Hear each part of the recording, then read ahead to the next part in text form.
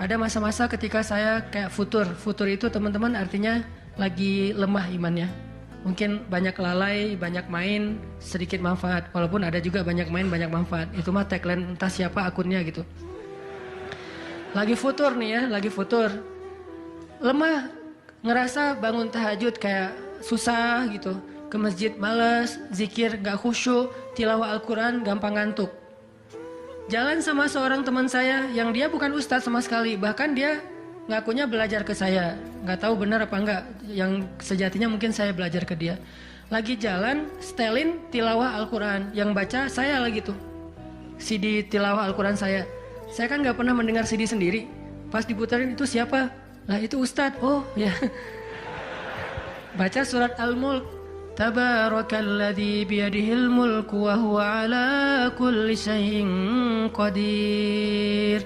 Pas sampai di ayat-ayat tentang jahanam, tentang neraka, tentang apa? Walaqad zayyana sama ad-dunya bimasabih dan seterusnya, dia nangis. Dia nyetir nih, dia nangis. Saya ketika ngelihat dia nangis, saya dapat hidayah. Jadi saya dapat hidayah bukan hanya dengan mendengar bacaan itu, tetapi karena dikondisikan oleh seorang teman, saya ngerasa, duh, Masya Allah ya, dia yang dengerin bacaan saya bisa nangis. Saya dengerin diri saya sendiri, nggak nangis. Kan ada masalah nih. Akhirnya saya jadi insaf. Insaf itu kemudian istighfar, astagfirullah, Allah saya kayak ada masalah nih. Mulai belajar dari dia, Pak, gimana sih kok bisa kayak gitu? Ustadz kan lebih tahu ilmunya mungkin, tapi kalau pengalamannya Bapak pasti lebih tahu. Rahasianya apa? Ternyata rahasianya emang dia orang yang nggak pernah dengar yang lain selain mendengar bacaan Al-Quran. Jadi buat dia bacaan Al-Quran itu benar-benar entertain buat dia. Oh berarti kita harus lebih banyakin lagi dengerin Al-Quran. Kalau kita dengar musik sekali berarti dengar Qurannya 3 kali harusnya. Baru masih agak-agak proporsional nih. Sehingga gampang kesentuh. Hatinya itu mudah. Tapi pelajarannya tetap teman yang ngebawa kita kepada sesuatu. Ternyata triknya pertama, mengingat Allah itu kan bukan cuma menyebutkan Allah. Tapi ketika kita sedang dalam keadaan bingung, khawatir, galau, sedih, tertekan, panik, tiba-tiba teman kita mengingatkan kita kepada Allah dengan bahasa yang sederhana. Kalau bahasa sederhananya Al-Quran, la tahzan, innallaha ma'ana. Dan itu boleh diterjemahin ke bahasa yang lebih sederhana versi kita. Karena itu bahasa Al-Quran yang mungkin buat sebagian orang nggak dapat nih, karena mungkin nggak paham bahasa Arab. Jadi kalau teman kita lagi sedih jangan bilang, la tahzan dong, innallaha ma'ana. Apaan tuh lu baca Quran gitu ya? Nggak ngerti kan dia? Kita bisa terjemahin, udah tenang aja, Allah yang bantu. Tenang aja, Allah yang beresin. Tenang aja, serahin aja kepada Allah. Allah itu sebaik-baik kita nyerahin sesuatu. Ngomong kayak gitu tuh kena. Kalau timingnya pas kita lagi ngalamin satu masalah. Terutama masalah-masalah kayak masalah rezeki itu paling bikin kita sering panik, kehilangan sesuatu, ditipu orang, segala macam. Kita bilang, udah nggak apa-apa, nanti Allah ganti yang dengan yang lebih baik. Allah yang ganti gitu. Allah yang ganti. Tenang tuh jadinya. Karena kita sedang mengetuk kembali imannya di saat dia sedang butuh-butuhnya iman itu. Dan itu butuh teman yang bisa mengingatkan kita. Sehingga Nabi bilang, ciri-ciri teman yang baik itu adalah kalau kita ketemu dia bikin kita sering ingat Allah. Dia bikin kita sering ingat Allah. Coba teman-teman renungkan nih, coba dihitung-hitung. Kita kalau ketemu teman ngomongin dunia berapa sering? Terus ngomongin Allah berapa sering? Kan jarang banget kita ketemu teman ngomongin tentang Allah kan? Dan kayaknya nggak tahu juga bahannya mau ngomongin apa tentang Allah. Kita ngomongin tentang Allah yuk. Ngomongin tentang Allah, apaan tuh? Kan bingung dia tuh. Maksud lo qul huwallahu ahad gitu. Atau ayat kursi. Berarti kita belum terbiasa bicara tentang Allah. Nah ini yang harus kita coba latih pelan-pelan nih. Kita lihai banget nih. Bisa smooth banget masuk ke tema tentang dunia. Bisa ganti-ganti topik. Dan semuanya tentang dunia. Tentang kuliner, tentang kerjaan, tentang jodoh, tentang kuliah, tentang pendidikan, tentang apapun. Tentang teman. Bisa dengan mudah dan seru gitu ngomongin tentang dunia teh. Dan itu bukan sesuatu yang dilarang memang. Cuman kok nggak seimbang kita ngomongin tentang Allah Subhanahu Wa Taala. Coba kita belajar cari teman yang udah sefrekuensi dulu. Arti sefrekuensi bukan sama-sama udah baik, sama-sama udah niat pengen memperbaiki diri. Sama-sama udah punya tekad kita pengen hijrah nih. Lagi-lagi bukan merasa diri kita lebih baik dari orang lain, tapi yang udah sefaham supaya nggak banyak perdebatan. Ajak dia ngobrol tentang Allah pelan-pelan dan secara bertahap, nggak bisa langsung ngejos. Gak bisa langsung, coba lo sebutin rububiyah asma Allah yang 99 apa aja. Itu mah cerdas cermat ya. Tapi kita ngomongin Allah tuh baik banget loh, kemarin gini. Allah aja yang diomongin. Sehari minimal kita ngomongin Allah itu sekali deh.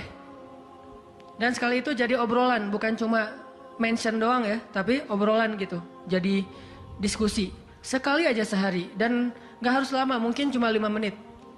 Kalau kita nggak bisa ngelakuin itu secara spontan, nggak apa-apa di setting. Kita ketemu sama teman kita bikin kayak program gitu. Kita kalau ketemu pokoknya harus sekali sehari ngomongin tentang kebesaran Allah. Coba digituin. Makin sering itu makin akan nanemin satu belief faith di dalam hati kita. Sehingga ketika nanti kita ada masalah diketuk rasa iman itu cepat baliknya. Berarti kita harus cari teman yang mau menasihati kita, bicara bareng kita tentang kebesaran Allah. Dan itu yang dilakukan Nabi Musa dengan Nabi Harun ketika berdakwah yang Allah sebutin di surat Toha. Nabi Musa mau berdakwah kepada Fir'aun, minta teman supaya bisa mengingat Allah ketika lagi dalam keadaan marah. Soalnya Musa tahu, Musa itu orangnya marah. Kalau udah marah ngeri.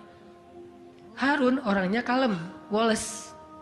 Sehingga butuh seseorang yang bisa menahan amarah dan emosinya Musa. Sehingga kata Musa, ya Allah beri saya seorang teman yang bisa mendampingi saya dalam dakwah, yaitu Harun. Kay nusabbihaka katsira wa nadhkuraka katsira. Supaya kami sering bisa mengingat engkau. Artinya kalau Musa sendiri marah, lupa sama Allah.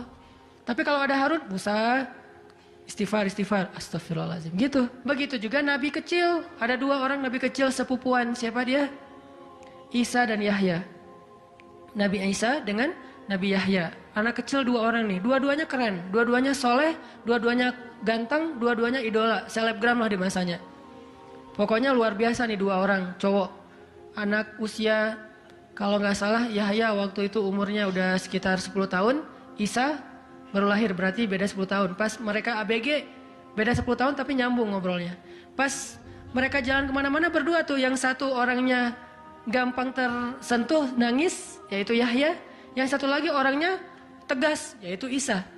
Sehingga kalau Isa lagi marah, Yahya yang mengingatkan, Isa tenang. Akhirnya tenang. Pas Yahya terlalu kayak baper gitu, aduh kasihan. Yahya itu kan orangnya kasihan, gampang kasihan, sehingga jadi agak-agak kurang tegas. Kata Isa, nggak bisa gitu dong. Akhirnya diingatkan. Nah ini pentingnya teman. Nabi aja butuh teman. Kalau kita mau kepo dikit nih, kenapa sih Rasulullah memilih Abu Bakar untuk nemenin hijrah? Kenapa nggak Umar gitu, supaya aman? Hijrah bareng Umar, siapa yang berani ngejar coba? Umar berdiri depan Ka'bah. Ya ayuhan nas, ya ma'syara Quraisy. Wahai manusia, wahai orang Quraisy, fa'lamu anni muhajir. Ketahuilah saya pengen hijrah, kata Umar. Siapa yang pengen istrinya jadi janda, anaknya jadi yatim, tunggu saya di balik bukit itu. Ada yang berani? Diam semuanya. Coba Rasul kalau hijrah bareng Umar, enak kan? Wahai orang-orang Quraisy, wahai manusia, saya sama Rasul nih mau hijrah. Siapa yang berani nunggu saya di balik bukit itu? Kalau enggak dia akan hilang kepalanya. Enggak ada yang berani kan? Kenapa Rasulullah milih orang yang lemah seperti Abu Bakar? Udah kurus, lemah, dan kaumnya kabilah yang lemah, Bani Taim. Bani Taim itu lemah kabilahnya, enggak seperti kabilahnya Umar bin Khattab. Kenapa bukan Umar? Kenapa bukan Hamzah? Hamzah itu pemanahnya para sahabat, pemanahnya orang-orang Mekah. Dan juga enggak ada yang berani sama Hamzah. Hamzah mukul Abu Jahal di depan orang banyak, enggak ada yang berani balas. Ketika Abu Jahal mukulin Rasul lagi sholat depan Ka'bah, Nabi lagi sholat digebukin sama Abu Jahal. Dibelain sama Abu Bakar ikut digebukin. Akhirnya wajah Abu Bakar itu nggak dikenali lagi, saking babak belur. Itu digebukin sama Abu Jahal dan teman-temannya. Ketika Hamzah dengar berita itu, langsung Hamzah pergi ke tempat orang-orang ngumpul, dicari mana Abu Jahal, dipukulin sama sama Hamzah sekuat-kuatnya sampai berdarah-darah Abu Jahal, tapi orang Quraisy nggak ada yang berani balas. Saking terpandangnya Hamzah. Kenapa nggak dengan Hamzah, pamannya sendiri? Atau kenapa nggak dengan Utsman gitu, yang kaya raya, yang bisa memberikan fasilitas VIP untuk Rasulullah, naik mobilnya Alphard apa gitu, nyaman hijrah. Kenapa Abu Bakar yang udah jatuh miskin, fisiknya lemah, kabilahnya tidak dipandang? Kenapa? Karena Abu Bakar itu yang paling solih di antara semua sahabat. Jadi pilihannya kesolihan, bukan kekuatan fisik. Kenapa? Kesolihan itu bisa menutupi kekuatan fisik yang kurang. Kenapa? Allah yang maha kuat. Kesolihan bisa menutupi kurangnya harta, Allah yang maha kaya. Kesolihan bisa menutupi kekurangan dari dukungan kabilah, Allah lebih banyak lagi dukungan dari langit dan bumi. Yang dicari oleh Rasulullah itu adalah teman yang soleh. Ya Abu Bakar, temani saya hijrah. Siap ya Rasulullah. Hasilnya apa? Dikejar-kejar sama orang Quraisy karena mereka nggak takut dengan Abu Bakar. Tapi ketika mereka mau ketemu dengan Rasulullah dan Abu Bakar di dalam gua, Allah palingkan wajah mereka dari melihat ke bawah kaki mereka. Allah punya banyak cara. Ada ulama yang bilang bukan cuma dipalingkan, tapi tiba-tiba merpati bikin sarang di situ laba-laba. Walaupun ada perdebatan di antara ulama ini hadisnya sahih atau enggak. Yang jelas, yang pasti nih, Allah melindungi mereka dengan banyak cara sehingga nggak bisa ditangkap. Allah yang bertindak. Jadi butuh teman yang soleh. Walaupun nanti kenyataannya teman yang soleh ini malah ditenangkan oleh Rasulullah, bukan Rasulullah ditenangkan oleh dia gitu. Kan nyari teman yang soleh biar bisa menenangkan nih. Ternyata pas ada masalah, Rasul gimana? La tahzan, innallaha ma'ana, tenang, udah beres. Bisa nggak kita coba latihan ini? Kalau kita berteman dengan seseorang, niat kita pengen saling mengingatkan. Wa tawasau bil haq, yaitu mengingatkan tentang Allah. Wa tawasau bis sabr. Itu kayak gitu tuh ayatnya. Pertama hak dulu, kedua sabar. Kalau nasihatnya udah benar, insya Allah sabar.